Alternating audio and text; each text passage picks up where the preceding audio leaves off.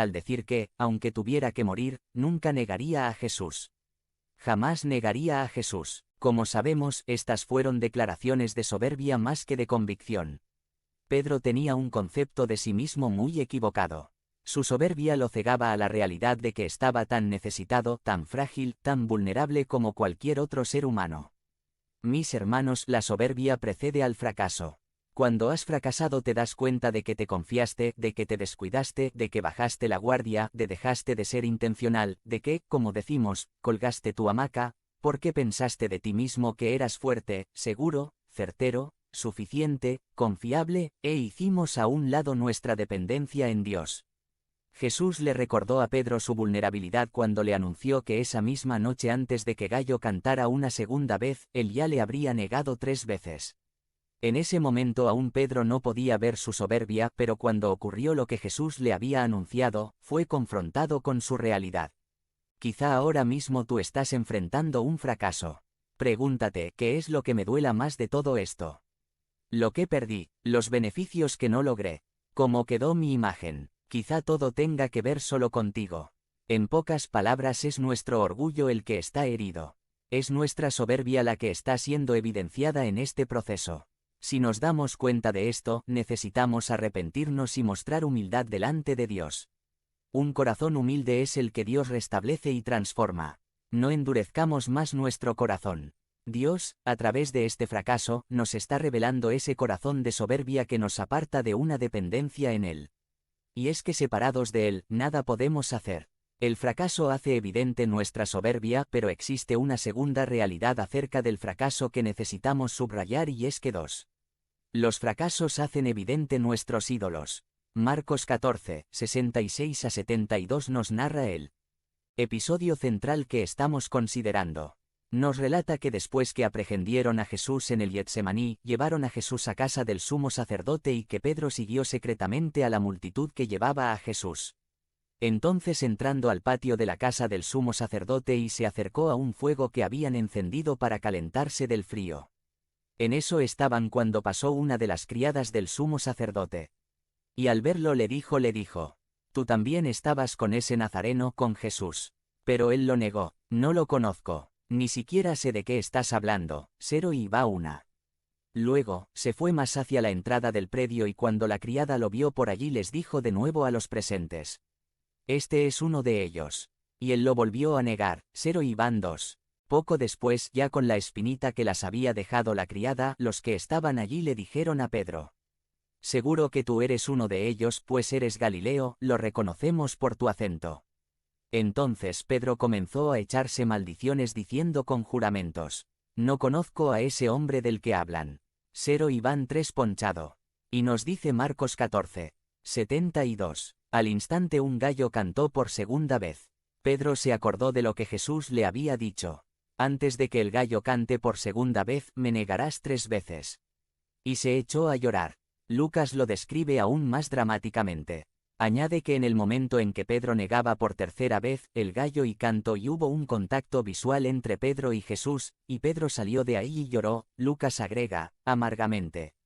Pedro justamente se dio cuenta que es lo que había hecho. Había traicionado su promesa de seguir a Jesús incluso ante la muerte, había negado que conocía a Jesús, había llegado al extremo de decir maldiciones para que le creyeran, había negado que había sido testigo del poder de Dios manifestado por Cristo Jesús, había negado la revelación que había recibido de que Jesús era el Cristo, había negado que había estado todo este tiempo con el Mesías y todo ¿por qué? Porque tuvo temor de ser delatado por una sencilla y nada poderosa sirviente del sumo sacerdote. Este craso fracaso había sacado a la luz los ídolos de Pedro. Su gran ídolo, su gran sustituto de Dios, era el hombre. Pedro tenía un gran temor al hombre. Es decir, cuando vemos al ser humano como más digno, más grande, más atractivo, más importante, más confiable, más temible que a Dios mismo. Cuando el hombre es grande para nosotros y Dios es pequeño a nuestro parecer. Pedro estaba sustituyendo al Dios verdadero por los ídolos de su corazón. Por eso cuando la mujer le increpó, tuvo gran temor del hombre y llegó hasta donde llegó a negar a su maestro y señor. La Biblia dice que el temor al hombre pone un lazo. Y exactamente eso pasó, quedó atrapado por el lazo de su propio ídolo. Y es que esta lucha con este ídolo no fue una lucha sencilla en la vida de Pedro. Más adelante en su ministerio, el apóstol Pablo lo tuvo que reprender, incluso en público, porque al principio se reunía todo normal con los que no eran judíos para comer, pero cuando llegaron ciertos judíos que veían esto como algo impropio, por temor a sus comentarios negativos o ser visto mal, se comenzó a alejar de aquellos con los que anteriormente tenía fraternidad abierta. Nuevamente, el mismo ídolo asomando la cabeza, temor al hombre. Nuestro corazón fue hecho para adorar a Dios, pero cuando no adoramos a Dios adoramos a cualquier cosa o persona. Ese ídolo nos controla y llegamos a hacer cosas impensables, cosas que no habíamos previsto, planeado o anticipado. Siguiendo a los ídolos de nuestro corazón llegamos a hacer cosas que tiempo después ni nos reconocemos a nosotros mismos haciendo tales cosas. Pero es una realidad, la adoración a estos sustitutos de Dios en nuestras vidas nos mueven a la acción para nuestro propio fracaso y destrucción. Así que en el fracaso, siendo un poco autoanalíticos, introspectivos, podemos ver las huellas de nuestros ídolos aparecer en este proceso. Hay cosas que hicimos o dejamos de hacer que están relacionados con nuestro fracaso. Esas acciones las ejecutamos siguiendo la adoración de alguien o algo. Si no fue a Dios, ¿a quién fue? ¿En qué confiamos? ¿La voz de quién tomamos como nuestra guía? ¿Quién o qué fue nuestro refugio en los momentos de angustia? ¿Quién o qué sustituyó a Dios en el momento crucial? Nuestros ídolos se hacen evidentes cuando hemos fracasado. Por eso, si estás enfrentando ahora mismo un fracaso, recuerda que más que quedarte lamentando o echando culpas los demás, comienza humildemente a reconocer tu parte en todo esto.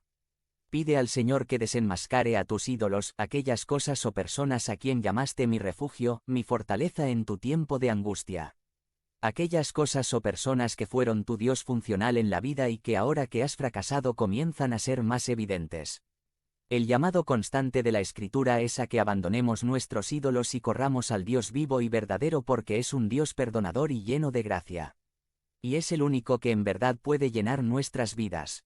Los fracasos hacen evidente nuestra soberbia y nuestros ídolos, pero podemos agregar una tercera realidad acerca de los fracasos y es que los fracasos hacen evidente la gracia de Dios. Imagínate estar en el lugar de Pedro en esos momentos. El verse confrontado con la realidad de ser nada más que una persona traidora, cobarde, infiel y demás cosas cuando pensaba de sí muy diferente.